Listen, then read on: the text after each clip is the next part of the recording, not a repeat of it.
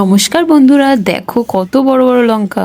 তো আজকের এই লঙ্কাগুলো দিয়ে আমি লঙ্কার চপ বানাবো। আর এই লঙ্কার চপগুলো খেতে কিন্তু দারুণ হয়। আমি একবার পুরীতে খেয়েছি। তো চলো লঙ্কাগুলো প্রথমে কেটে নিই। একটা ছুরির সাহায্যে লঙ্কার মাঝখান দিয়ে কেটে নেবো।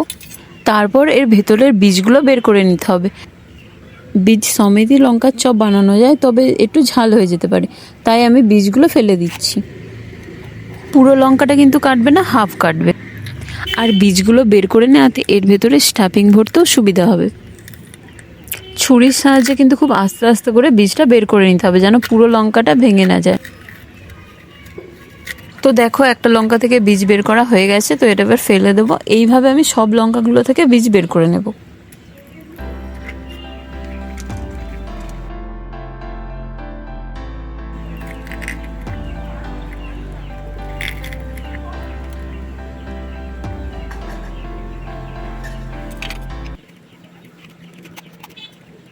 তো সব লঙ্কা থেকে বীজ বের করা হয়ে গেছে। এবার লঙ্কাগুলো ধুয়ে ভালো করে পরিষ্কার করে নেব, একদম ভেতরে যেন একটাও দানা না থাকে।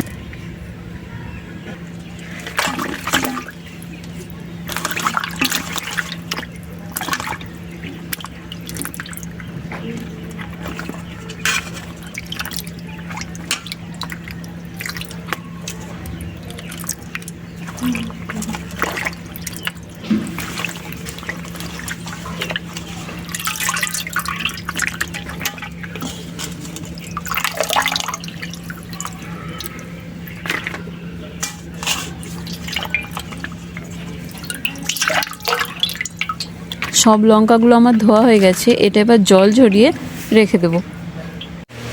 আর এদিকে আমি 3টে আলু সেদ্ধ করে নিয়েছি। এবার এই আলুগুলোর খোসা ছাড়িয়ে হাতের সাহায্যে একটু ভেঙে নেব। তোমরা যে কটা লঙ্কার পকোড়া বা বড়া বানাবে সেই অনুযায়ী কিন্তু আলুটা নেবে।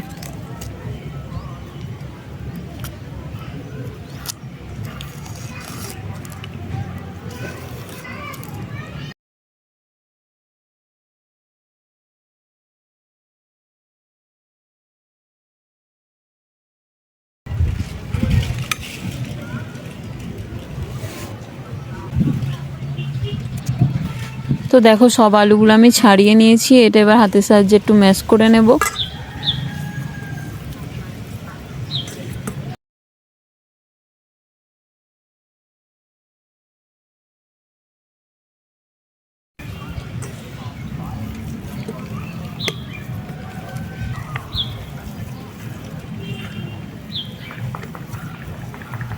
তো আলুগুলো হাতের সাহায্যে আমি একটু ম্যাশ করে নিয়েছি।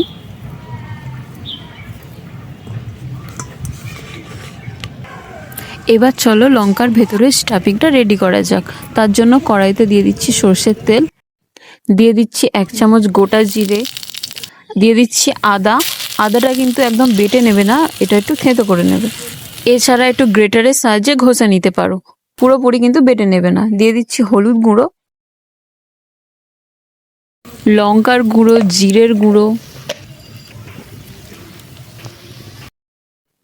স্বাদ মতো লবণ। সব কিছু দেওয়া হয়ে গেলে এবার আগে থেকে ম্যাশ করে রাখা আলুটা দিয়ে দেবো। আলুটা এবার মশলাগুলোর সাথে ভালো করে মিশিয়ে নিতে হবে। এই আলুর মধ্যে কিন্তু পেঁয়াজ কুচি, লঙ্কার কুচি, ধনেপাতা কুচি, রসুন কুচি সব কিছু দিয়ে এই পুরটা বানাতে পারবো, কিন্তু আমি এটা নিরামিষভাবেই বানাচ্ছি। তো দেখো, আলুটা মশলার সাথে খুব ভালো করে মিশে গেছে আর খুব সুন্দর একটা গন্ধও বেরোচ্ছে। এবার এই আলুটা একটা প্লেটের মধ্যে ঢেলে নেব। আর একটু ঠান্ডা হয়ে গেলে এই পুরটা কিন্তু এই লঙ্কার ভেতরে ভরে নেব। তো এখন আলুর পুরটা বেশ ভালোই ঠান্ডা হয়ে গেছে। এবার এক একটা লঙ্কার ভেতরে এই আলুর পুরটা ভালো করে ভরে নেব।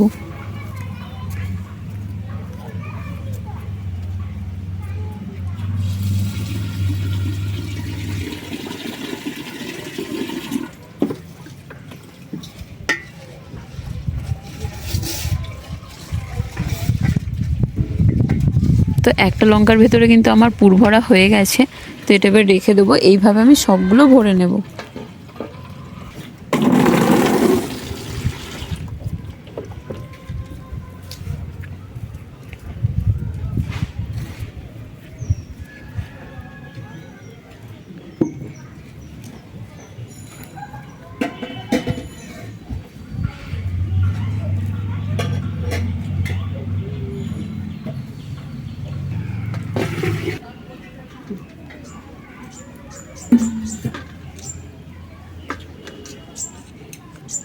দেখো সব লঙ্কাগুলোর ভেতর পুর ভরা হয়ে গেছে। এবার চলো এর জন্য বেসনের গোলাটা রেডি করে নেওয়া যাক। এখানে নিয়ে নিচ্ছি পরিমাণ মতো বেসন, দিয়ে দিচ্ছি লঙ্কার গুঁড়ো, লবণ, আর তোমরা চাইলে এখানে খাবার সোডাও ব্যবহার করতে পারো। আর দিয়ে দিচ্ছি কর্নফ্লাওয়ার, তোমরা চাইলে এখানে চালের গুঁড়ো ব্যবহার করতে পারো, আমার কাছে চালের গুঁড়োটা ছিল না। এটা দেওয়ার ফলে চপটা অনেকটা বেশি মুচমুচে হবে। সমস্ত শুকনো উপকরণ একটু মিশিয়ে নেব। এরপর এটা ফ্রিজের ঠান্ডা জল দিয়ে কিন্তু মাখতে হবে, তাহলে এটা আরও বেশি মুচমুচে হবে।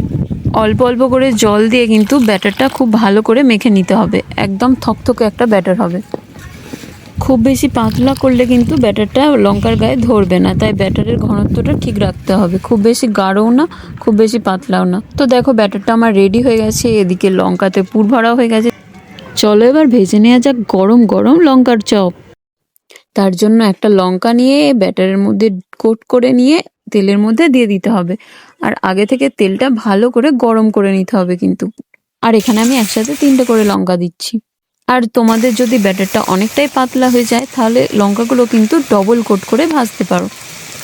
একবার লঙ্কাটা এইভাবে হালকা করে ভেজে নিয়ে উল্টে পাল্টে দিয়ে আবার ব্যাটারে চুবিয়ে তেলের মধ্যে দিয়ে দেবে।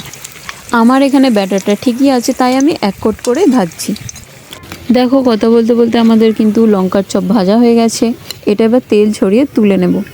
এর রাখার আওয়াজটা শুনেই বুঝতে পারবে এটা কতটা মচমচে হয়েছে। তো এবার বাকি যে লঙ্কা কটা আছে সে কটা ভেজে নেব।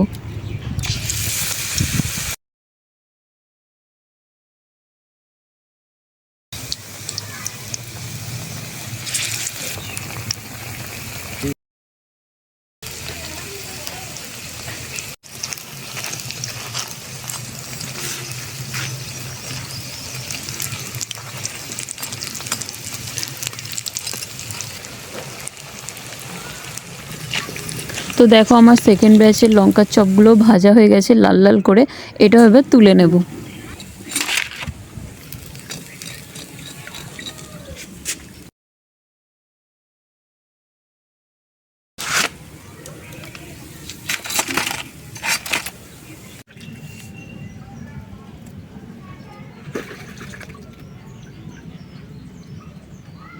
দেখো সবগুলো লঙ্কার চপ ভাজা হয়ে গেছে, আর এটা খেতে কিন্তু দারুণ ছিল, একদম মচমচে। এই টেস্টি টেস্টি লঙ্কার চপের রেসিপিটি আজকের কেমন লাগলো অবশ্যই কিন্তু কমেন্ট করে জানাবেন। তো একটা চপ আমি ভেঙে দেখাই এর ভেতরটা কেমন হয়েছে।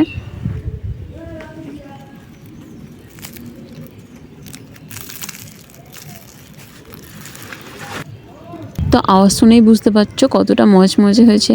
তো আজকে এখানেই শেষ করছি, সবাই অনেক ভালো থাকবেন, টাটা।